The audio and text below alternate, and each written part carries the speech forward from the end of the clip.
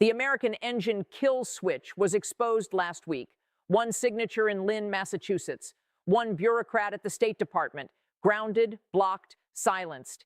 He held the heart of the Swedish Gripen in a cage.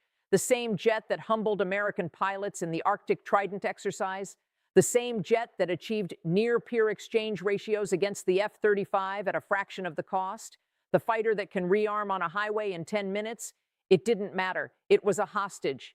Because every Gripen in existence flies with an American heart and Washington holds the remote control. Subscribe and hit the bell. This is deep. Before the breakthrough, the Pentagon had a veto over every flight, every sale, and every spare part. It's called ITAR, the International Traffic in Arms Regulations. Most people think it's about safety. It's not. It is the invisible leash of American defense hegemony. It means Sweden can design the most efficient fighter on the planet, but they can't sell it to a neighbor without asking for permission from the people selling the F-35.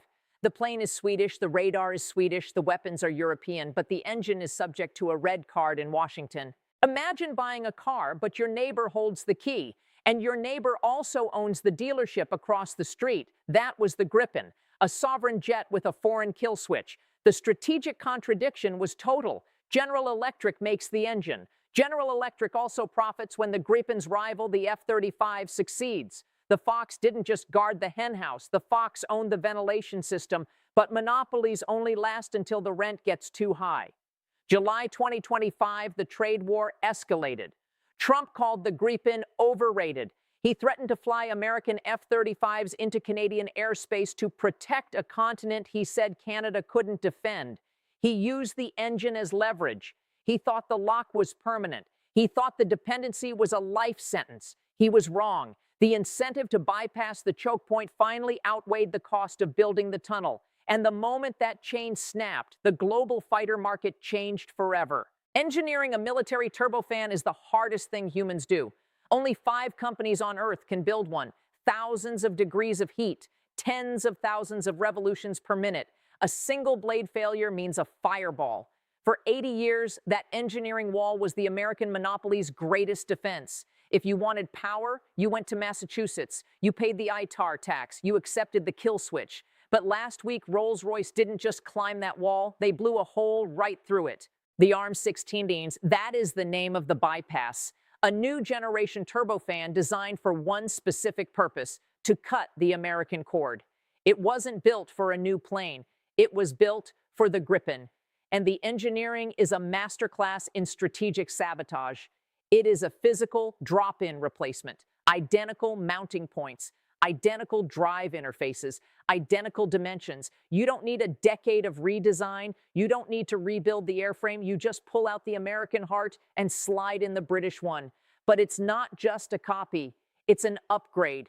23,000 pounds of thrust. That's 5% more power than the American GE F414. 8% better fuel efficiency. That means longer patrols in the Arctic, more time in the dogfight. And the kicker? A 40% jump in maintenance reliability. It stays in the sky longer because it doesn't have to wait for a signature from a bureaucrat in Lynn. Here is the number that matters. 0. 0 American components. 0 U.S. intellectual property. 0 ITAR-controlled parts. The RM16 is the first advanced Western engine with absolutely no Washington fingerprints on it. Rolls-Royce didn't just look at the market. They looked at the frustration. They saw $40 billion in potential revenue sitting in nations that were tired of being treated like tenants in their own cockpits. The American monopoly didn't just lose a customer, it funded its own executioner. The rent was too high, the restrictions were too tight, and the bypass is now a reality. Washington had the lock, but Darby just forged a better key. In 1959, Canada built the world's most advanced jet, the Avro Aero. Then, under American pressure, we chopped it into scrap metal. It was a national trauma. It was the moment Canada accepted that our sky belonged to someone else. For 70 years, we lived in that shadow. We bought American. We asked for permission. We operated like a branch office of the Pentagon. That ghost was finally laid to rest Friday morning. Canada just committed $2.4 billion as a co-development partner for the RM16 engine.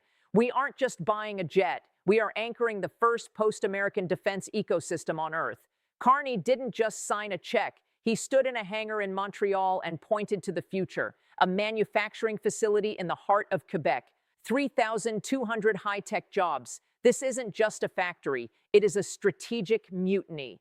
We are building the high-pressure turbine blades and the combustion liners that will power the world's liberated air forces. The F-35 was the presumed front-runner. It was the safe choice. But the trade war proved there is no such thing as safety when your partner has a kill switch. Canada watched as the U.S. weaponized every dependency. We saw the double tariffs on India. We saw the Russian oil waiver. We realized that if we don't own the engine, we don't own the defense. So Ottawa built a bypass. By choosing the ITAR-free Gripen, Canada is no longer a customer. We are a stakeholder. Montreal is now the global gateway for nations like Japan, India, and Australia who are desperate for independence. They see a future where they can upgrade their fleets, share technology, and deploy their pilots without waiting for a green light from Washington. Canada has seized a $60 billion market opportunity by simply offering what the U.S. structurally cannot, a fighter jet with no strings attached. The message to the Pentagon is unmistakable. If you weaponize the choke point, the world will build a hub that doesn't need it. The Arrow's revenge isn't a prototype, it's an assembly line in Montreal. Warren Buffett has a law for every monopoly he's ever studied. Every choke point gets bypassed. Every dependency gets broken. Every monopoly creates the incentive for its own replacement. It is the most reliable rule in economics. If you hold the only bridge in town and you keep raising the toll, you aren't just making money. You are financing the tunnel that will put you out of business. Arrogance is the greatest venture capitalist for the competition. And for 80 years, the American fighter engine was the only bridge in town. ITAR was the toll. Rolls-Royce just finished the tunnel. The engine is only the first domino. Now that the technical wall has been breached, every other American defense choke point is on notice. Radar subsystems, satellite navigation, encrypted communication modules, every piece of hardware shackled to a U.S. export license is now a market opportunity. The engineering blueprints for a post-American defense world are already being drawn. And the business case is being proven in real time by a Canadian Air Force that no longer needs a hall pass to fly over its own territory. Mark Carney stood in that Montreal hangar and defined the next 50 years of global power. He didn't need a 1,000-word speech. He didn't name the corporations in Massachusetts or the bureaucrats in Washington. He looked at the RM16 engine and gave the world 9 words that every sovereign nation on Earth just memorized. Sovereignty means no one else holds the key to your cockpit. The silence that followed was the sound of a world order shifting. The era where one nation could ground the globe's air power through a manufacturing monopoly is over. The market has split. You have the American-controlled tier, and you have the American-free tier. And as the trade war continues to weaponize every relationship, the independent option isn't just winning. It's becoming the only logical choice for survival. The key to the cockpit has been returned to the people in the seat, the chain is cut, the monopoly is dead, and for the first time in 80 years, the sky is actually open. I will see you in the next one.